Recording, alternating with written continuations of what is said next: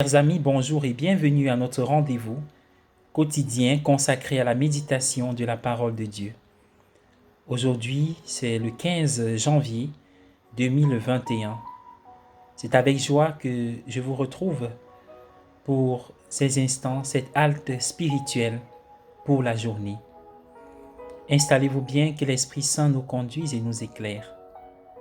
L'Évangile est un extrait de Marc, nous sommes déjà au 2e chapitre, les 12 premiers versets. Jésus est encore au cœur de son ministère par ses paroles et ses actions salvifiques.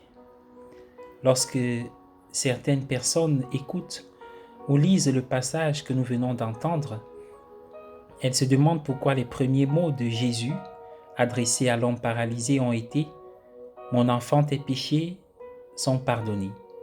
Pourquoi Jésus ne lui a-t-il pas dit immédiatement qu'il lui a en fait accordé une guérison physique? Pourquoi cette allusion au péché? Jésus aurait pu dire tout simplement « Lève-toi, prends ta civière et rentre chez toi ». Mais il commence par le péché. Pourquoi cette focalisation sur le péché de l'homme? En effet, à l'époque de Jésus, beaucoup de gens comprenaient qu'il y avait une corrélation directe entre la maladie ou le handicap d'une personne et le péché de cette personne.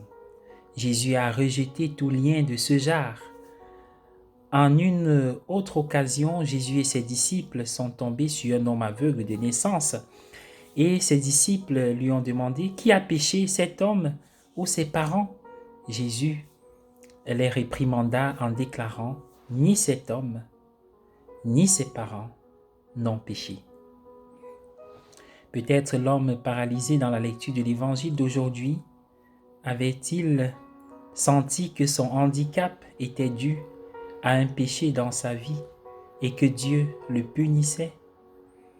Jésus a voulu le rassurer en lui disant que ce n'était pas le cas. « Mon enfant, tes péchés sont pardonnés. » S'il est pécheur, il est un pécheur pardonné. Et à cet égard, il est le même que tout le monde, car nous sommes tous des pécheurs pardonnés. Bien-aimés dans le Seigneur, les malheurs qui nous arrivent, quelle que soit leur forme, ne sont jamais un signe du mécontentement de Dieu. Le Seigneur est toujours avec nous dans nos malheurs et nos luttes.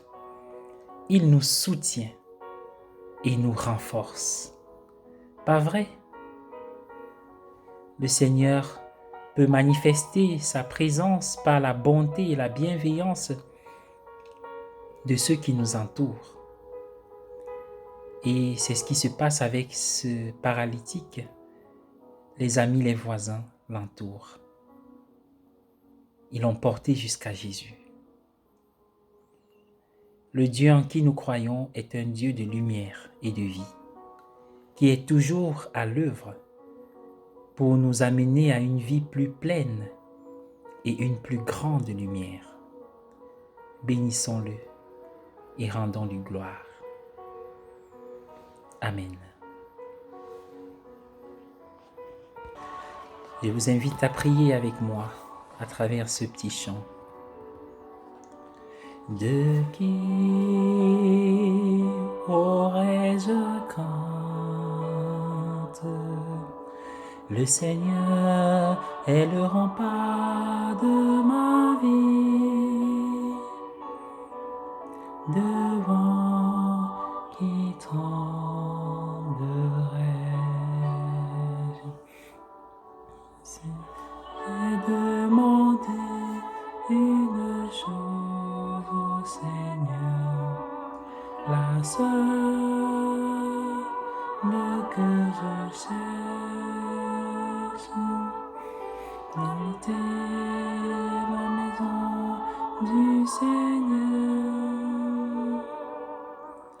tous les jours de ma vie. Le Seigneur est ma lumière et mon salut. De qui aurais-je crainte? Le Seigneur est le rempart de ma vie. Devant